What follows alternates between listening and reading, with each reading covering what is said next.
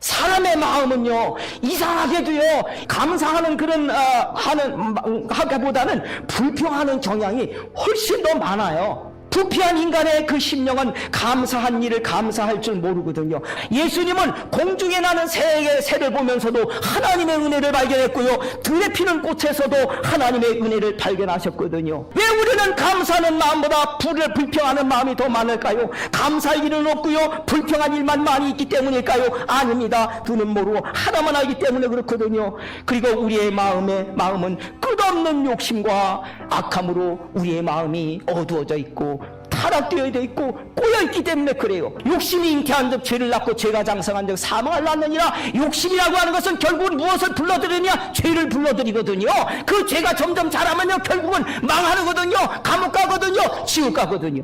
성경의 범사에 감사하라, 이것이 우리를 향한 하나님의 뜻이라고 말씀하셨잖아요. 성도 여러분, 우리가 죄짓지 않고 사는 것만 하나님의 뜻대로 사는 게 아니고요, 감사하며 사는 것도 하나님의 뜻대로 사는 것인 줄로 믿으시기를 바랍니다. 왜 범사에 감사라고 말씀하셨을까요? 불행할 일이 한 가지라면 감사할 일은 1000개, 10,000개, 억개도 넘기 때문인 거지요. 오늘 성경 10절에 네가 받은 복을 헤아려 보라고 말씀하셨어요. 헤아려 보라는 것은 생각해 보라는 거지요. 왜냐하면 우리가 감사하지 이유가 어디 있느냐? 받은 거는 생각하지 않고 자꾸 더 많은 욕심만 가지고 더 많은 것을 계속 요구하고 욕심을 부리며 살기 때문에 우리가 감사하지 않는 거거든요. 행복과 불행의 차이도, 감사와 불행의 차이도 사실은 생각의 차이거든요. 사람들은 자신에게 있는 것에 대한 고마움을 몰라요. 있는 것을 보지 못하고 없는 것만 자꾸 생각하니까 불평하는 거예요. 원망하며 살아가는 거예요. 맥추감사절은 받은 복을 헤아려 보는 절기라는 것이거든요. 성도 여러분, 여러분이 지금 누리고 있는 복을 헤아려 보시기를 바랍니다. 개구리 올챙이적 기억하라는 말씀하셨어요. 오늘 12절의 말씀 보면 너는 애굽에서 종되었던 것을 기억하라 말씀하셨습니다. 이스라엘 백성들이 과거에는요, 애굽에서 종이었거든요. 그런데 지금 이들은 하나님의 은혜로 자유를 얻어가지고 더군다나 족과 꿀인 가나안 땅에 들어와가지고 지금 살고 있거든요. 옛날 종살이 할 때를 생각하면 지금이 얼마나 행복하고 얼마나 감사한 일인지 모르거든요. 우리가 불행한 문제는 뭐냐? 왜 불행하냐? 개구리 올챙이적 생각 못하고 아무리 좋은 걸 누리고 살아도 그것에 대한 감사함을 모르고 사는 것이 그것 때문에 불행한 거예요. 오늘 아침에 해가 뜬 것도 내가 받은 큰 복 중에 하나인 줄로 믿습니다. 아침에 밥 먹고 물 마신 것도 하나님이 주신 복인 것입니다. 하늘을 보아도 땅을 보아도 우리가 받은 복은 넘쳐납니다. 지옥 갈라 같은 죄인이 지옥 가는 데서 예수 믿어 구원받아 천국 가게 되어진 것, 최고의 우리는 특별한 복까지 받은 사람들인 것입니다. 그럼에도 불평하면 안 되는 것입니다. 감사하며 사는 사람은 행복합니다.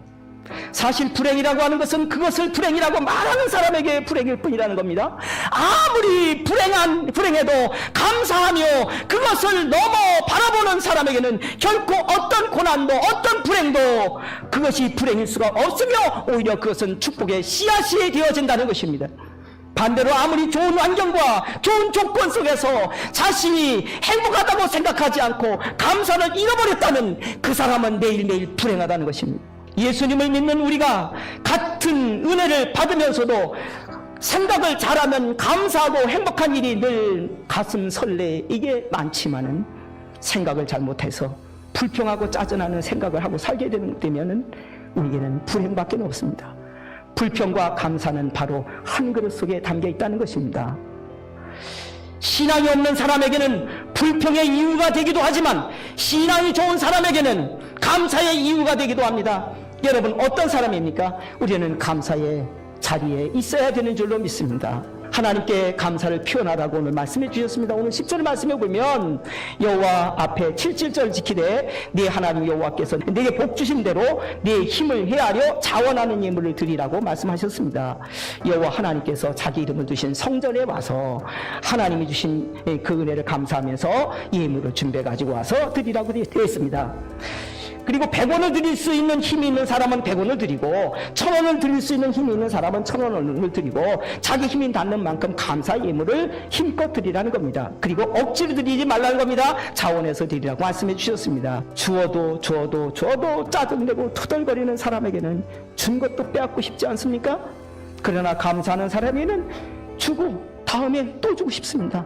1,000억을 가지고 있어도 감사하지 못하면 행복할 수 없습니다. 작은 것에도 감사하는 사람이 행복합니다. 그리고 창고가 가득히 차고 넘치는 복을 또한 받게 되는 것입니다. 감사하면서 살아가는 여러분이 되셔서 주시는 이 은혜가 여러분에게 늘 있기를 원합니다.